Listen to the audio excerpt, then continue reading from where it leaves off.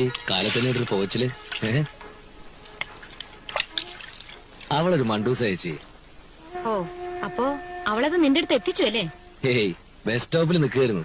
മുഖത്തൊരു മാറ്റം കണ്ടപ്പോ കാരണം ചോദിച്ചു. ഞാൻ നിർബന്ധിച്ചപ്പോ പറഞ്ഞെന്നുള്ളൂ. എന്നാലും വിവരം പറഞ്ഞല്ലോ. മോഹൻ അറിയോ ഈ വീട്ടിൽ എന്തെല്ലാം സംഭവങ്ങൾ നടക്കുന്നു? ഞാൻ സുഖേട്ടനോട് ഒന്നും പറയാറില്ലല്ലോ. ഈ കാതി കൂടെ കേട്ട് ഈ കാതി കൂടെ വിടും. നമ്മളെ തമ്മിൽ അടുപ്പിക്കാനാ ശൈലജയ്ക്ക് ആഗ്രഹം. എന്താ ചേച്ചി ഇത്? ഞാൻ പറഞ്ഞിട്ടില്ല അവള് ഒരു മണ്ടൂസും പാവമാണെന്ന്. എനിക്കും അങ്ങനെ തോന്നിയിട്ടില്ല.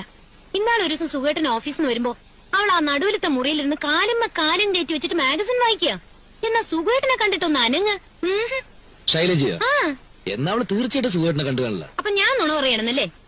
മോന, അവക്ക് എന്നെയോ സുഖേട്ടനെയോ ഒന്നും പേടിക്കേണ്ട കാര്യമില്ല. കാരണം അവക്ക് ജോലിയുണ്ട്. നിന്റെ ഭാര്യ നീ ന്യായീകരിക്കില്ലുള്ളൂ. എന്നാലത് അവൾ അപ്പൊ തന്നെ ഭർത്താവിന്റെ കാതിൽ എത്തിച്ചു. എത്തിക്കാൻ മാത്രം അതിലൂടെ ഒന്നും ഉണ്ടായില്ലോ ചേച്ചി.